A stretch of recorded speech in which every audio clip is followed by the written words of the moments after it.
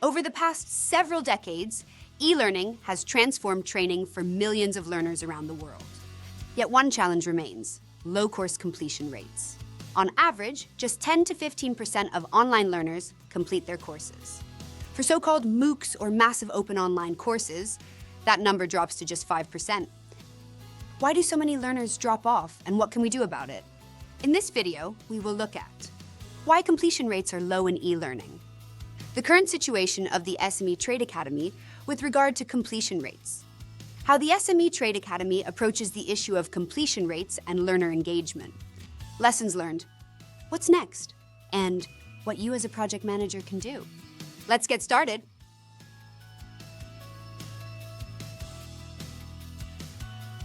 Let's take a look at the main reasons behind low e-learning completion rates, as laid out in international studies. Lack of motivation and self-discipline. E-learning, like all learning, requires motivation. However, without external supervision, many learners fall behind.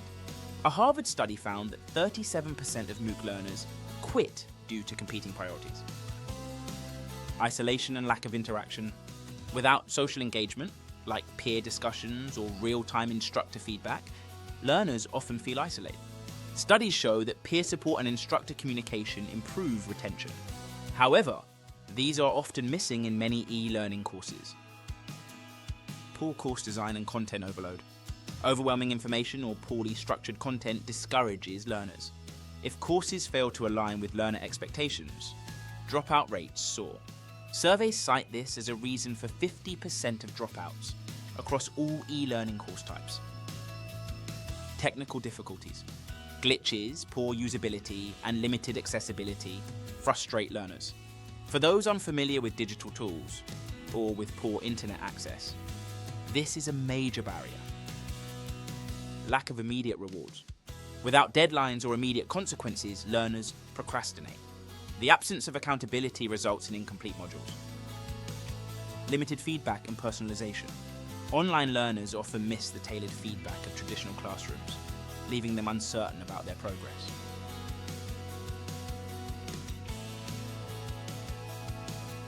At the SME Trade Academy, we're beating the odds with an average completion rate of 40% for active learners on our free courses.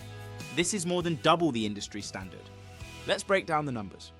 For every 100 learners who enroll on a SMETA course, 48 never log in. This group does not engage with the training in any manner. Email reminders and motivational messages do not appear to encourage them to log on. Of the 52 who log in, 20 complete the course, giving us a 40% completion rate for active learners.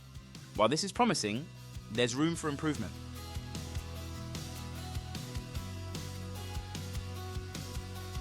Based on thousands of course evaluations, observations, statistical analysis, and anecdotes, we have narrowed down a few main reasons why some of our learners do not complete their e-learning courses. These are: first, our courses are free, and learners can always re-enroll on the next session a few weeks later. Free courses do not inspire a sense of urgency. As a result, learners often defer completing their courses, prioritizing other things instead. This is reflected by high numbers of learner re-enrollments on the same course in the next cycle. Second is a lack of strong imperatives for learning. Most learners on SMETA join a course for their personal growth, not because they have been told to by their boss or employer. Without any formal obligation, the imperative to complete the learning is low. By contrast, when course completion is tied to workshops or projects, course completion rates jump by 10 to 20%. Third is the challenges of self-study. Adult learners, especially in developing countries, often face hurdles such as limited resources, low confidence, and the need for strong self-discipline when it comes to self-study. These factors can impact progress significantly, although they tend to fade after a learner has completed multiple SMETA courses and gained in confidence. Fourth, learner selection matters. SMETA courses are generally open to the public. This means that learners often enroll to a course out of curiosity or mild interest before figuring out that the content is not relevant for them. This is particularly salient when we compare open courses with special sessions organized in the context of a project and where learners are specifically selected. In special sessions, learners tend to be a better match for the content, Completion rates go up accordingly, often to rates as high as 80%. Finally, regional performance varies. Learners in Latin America outperform the average by 17%, while French-speaking West Africa underperforms by 2%. The reasons for this remain unclear, but this deserves deeper study.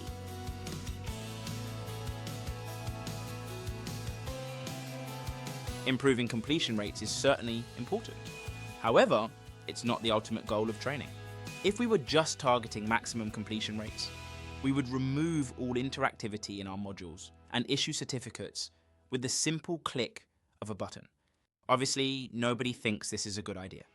At the SME Trade Academy, we see our role less as prioritizing completion rates and more as trying to lead as many learners as possible to good outcomes, even if it means sacrificing some percentage points of completion.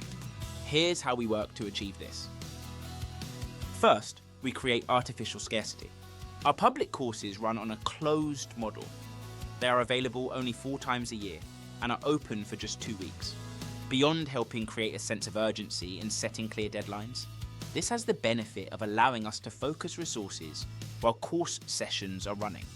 This includes running discussion groups, offering passive tutoring, issuing automated reminders, and closely monitoring performance.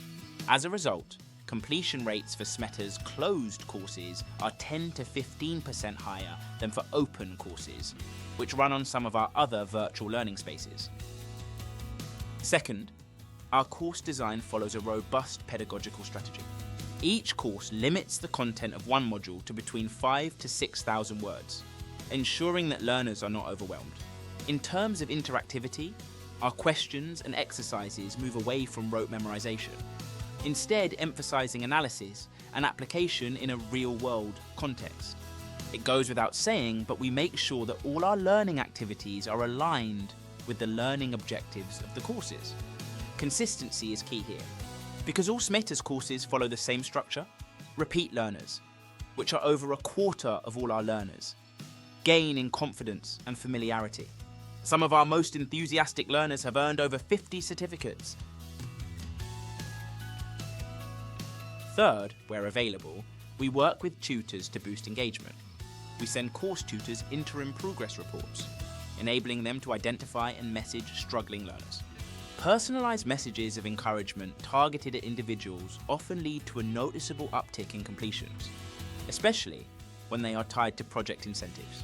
Our data shows that increased activity by course tutors during a session is correlated with increased completion rates, not to mention better course evaluations.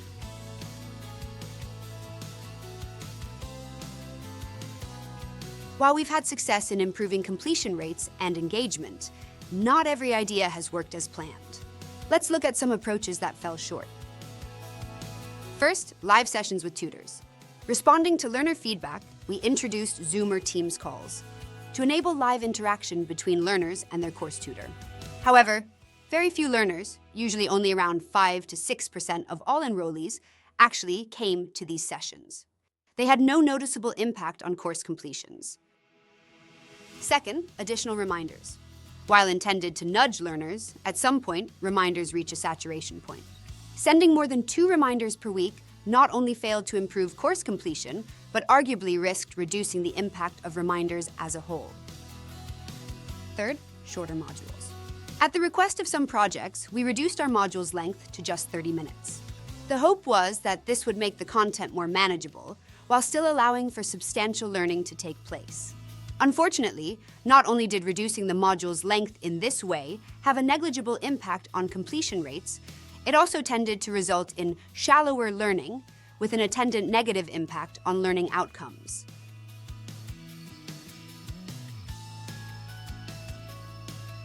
Let's go back to talking about what's working and what we're doing now.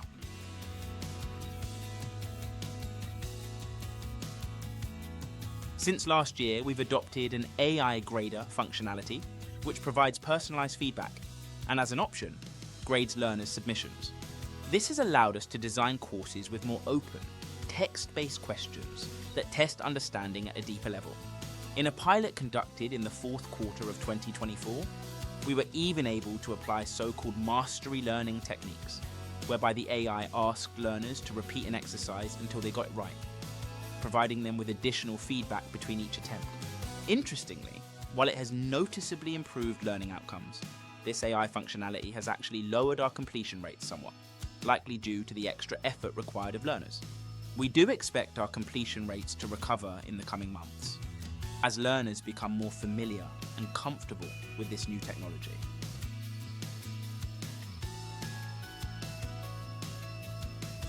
We're also using AI to animate forums.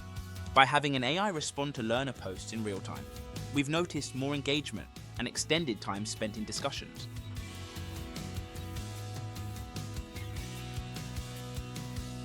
Lastly, we have incorporated AI in our evaluations and course reports.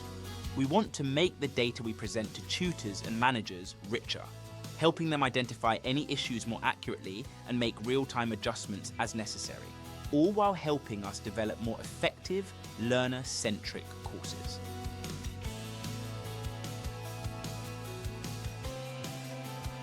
Thus, at the SME Trade Academy, we do not focus directly on completion rates. Rather, we focus on quality engagement to provide better learner experiences, with the expectation that, as we do so, our completion rates will also rise. But it's not all about us. As we move to the end of this video, we would also like to explore what you, as project managers, could do to improve the learner engagement and completion rates for your e-learning courses. We will brainstorm this shortly, but to start us off, consider the following ideas.